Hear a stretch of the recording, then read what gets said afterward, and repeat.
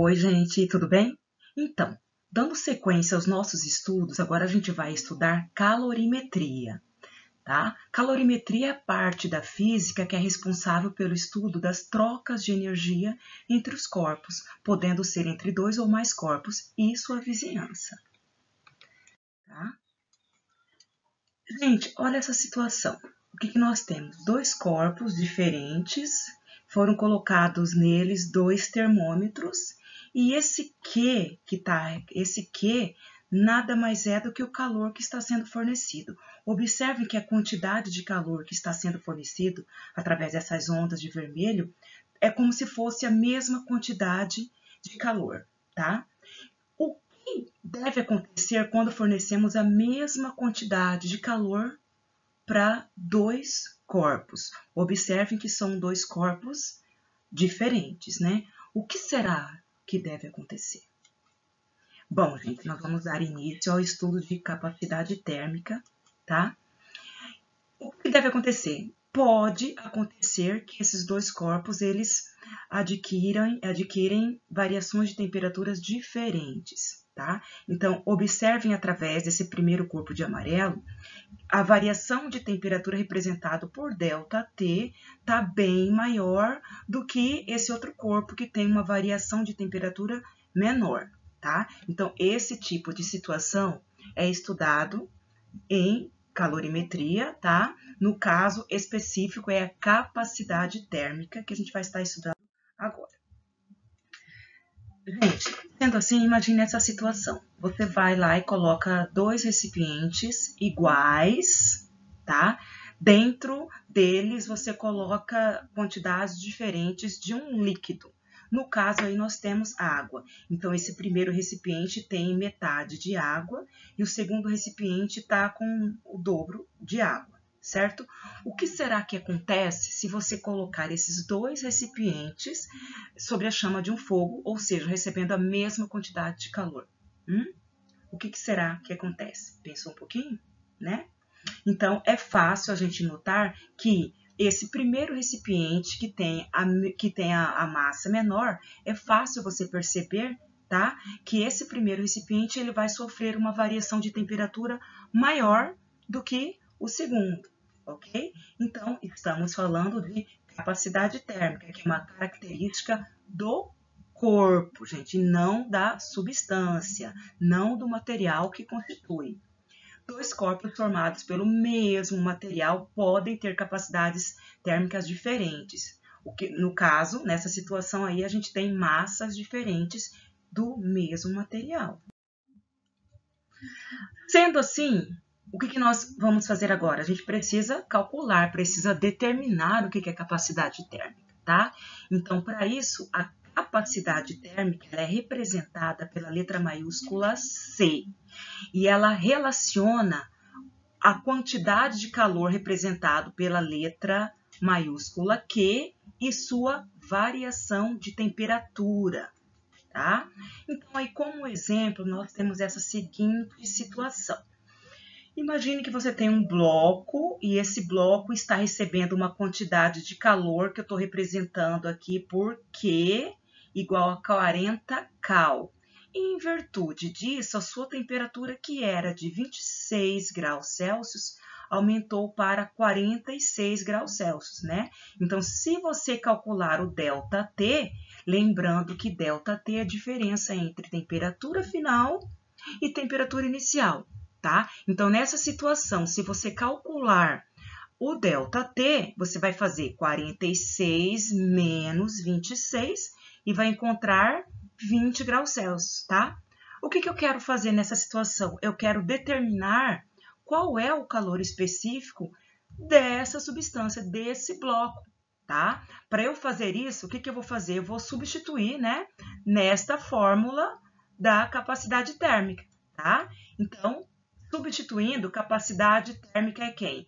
No numerador, nós substituímos pela quantidade de calor, que é 40 cal, e divide pela variação de temperatura, que foi de 20 graus Celsius. Quando você faz essa divisão, 40 dividido por 20, você pode, né, simplificar esse zero com esse zero, vai ficar 4 dividido por 2, deu 2, certo? 2 mais 2, o quê? 2 cal por grau Celsius. O que quer dizer capacidade térmica desse corpo igual a 2 cal por grau Celsius? Gente, quer dizer que esse corpo em questão, ele precisa receber de calor 2 cal para que a sua temperatura aumente 1 grau Celsius. Ou seja, para cada 2 cal que esse corpo receber, a sua temperatura vai aumentando 1 grau Celsius. Tá bom? Muito bem. Aí, na sequência, o que nós vamos estudar agora? O calor específico. Imagine essa situação. Então, o que nós temos? Nós temos uma mesma piscina, observe que é a mesma piscina, só que você tem a primeira foto, a foto da esquerda, ela foi tirada pela manhã e a foto da direita, ela foi tirada à noite. Vocês já perceberam que quando você vai tomar banho de manhã, você já teve a sensação que a água ela está mais gelada do que quando você vai tomar banho de noite, à noitezinha, quando começa a escurecer? Não é? Você já percebeu que no mesmo dia, quando você vai comparar, à noite a água está mais quentinha, né? Você já teve essa sensação, né? Então vamos lá, você já percebeu que a água da piscina parece fria pela manhã e quente à noite, né? Bom, gente, isso se trata de neste caso, é característica da substância, não mais do corpo. Então, uma característica da substância, beleza? E isso se deve ao calor específico da água, beleza? Então, calor específico é uma característica de cada material, né? De cada corpo, de cada substância, aliás, e representa a quantidade de calor que deve ser fornecida ou retirada, gente, de 1 grama desse material, para poder variar em 1 grau Celsius a sua temperatura, beleza? Sendo assim, o calor específico você vai representar pela letra minúscula C. Observem aqui, ó, que Q dividido por ΔT nada mais é do que a capacidade térmica. Só que agora eu estou relacionando com 1 grama de massa. Então, você vai fazer o quê? Você vai dividir pela massa, tá? Aí nós temos a definição de calor específico, que é uma característica da substância, beleza? Então, novamente aqui, eu acabei de mostrar para vocês, né? Que Q dividido por ΔT nada mais é do que a capacidade térmica. E você pode escrever, então, o calor específico, você pode escrever o calor específico como sendo a diferença, entre a relação entre a capacidade térmica do corpo e a massa em questão. Beleza, gente? Muito bem, posso escrever o calor específico desta maneira, eu já falei para vocês, né? Então, calor específico é igual a quantidade de calor representado pela letra Q dividido pela massa vezes a sua variação de temperatura. Como exemplo, novamente, nós vamos imaginar essa situação aqui, ó. Nessa situação, o que nós temos? Nós temos novamente um bloco e esse bloco está recebendo uma quantidade de calor igual a 0,5 cal. O que aconteceu? O corpo que tinha uma temperatura de 26 graus Celsius teve a sua temperatura aumentada para 27 graus Celsius, beleza? Posso dizer, então, que o ΔT desse corpo foi de 1 grau Celsius. Como assim? ΔT é a diferença entre temperatura final e inicial. Temperatura final, 27, a inicial, 26, 27 menos 26, 1 grau Celsius, tá? Então, como é que eu faço para eu calcular, né? Para eu calcular o calor específico dessa substância? Você vai substituir na fórmula de calor específico, tá? Então, em cima aqui no numerador, você vai substituir pelo calor. Qual que é o calor? 0,5 cal. Então, muito bem, substituímos aqui, tá? No numerador. E no denominador, eu vou substituir a variação de temperatura que foi de, olha só, de 1 grau Celsius neste caso, e eu estou considerando, né, nessa situação, 1 grama de massa. Você faz essa divisão e vai encontrar calor específico igual a 0,5 cal por grama vezes grau Celsius. Gente, agora o que você precisa? Entender o que você acabou de calcular. O que quer dizer isso? O que quer dizer o calor específico desse material igual a 0,5 cal dividido por grama vezes grau Celsius? O que quer dizer, né? Fisicamente, o que quer dizer isso? Quer dizer que cada grama dessa substância precisa receber 0,5 cal de calor para que a sua temperatura aumente 1 grau Celsius.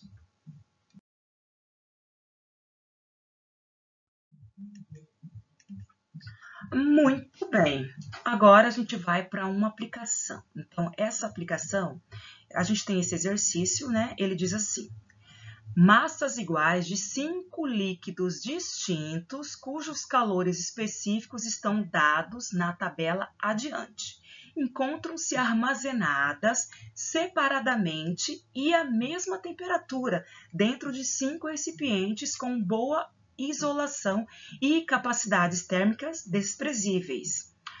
Se cada líquido receber a mesma quantidade de calor suficiente apenas para aquecê-lo, mas sem alcançar seu ponto de ebulição, aquele que apresentará temperatura mais alta após o aquecimento será. Gente, observem que esse tipo de exercício, ele está tratando sobre o calor específico do material, beleza? Então, gente, ó, calor específico é representado pela letra minúscula C, tá? Dizer que uma substância tem um calor específico alto, o que quer dizer? Quer dizer que cada grama dessa substância precisa receber muito calor para poder variar 1 grau Celsius a sua temperatura, tá?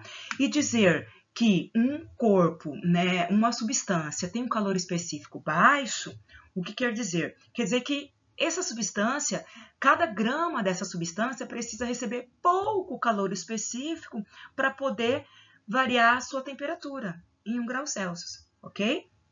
Então, esse exercício, o que ele está me dando? Ele está me dando 5 substâncias. Entre elas, a gente tem a água, cujo calor específico, ó, observe que aqui, gente, ó, essa unidade aqui, na realidade, é joule, tá? Então, vou fazer a correção aqui. Joule, que é uma unidade de calor, dividido por grama, tá? Por grama, que multiplica graus Celsius, tá bom? Então, a unidade é isso aqui, tá bom? Então, aqui, o que eu tenho na situação? Eu tenho, observem, 5 líquidos colocados em recipientes distintos, recebendo a mesma quantidade de calor.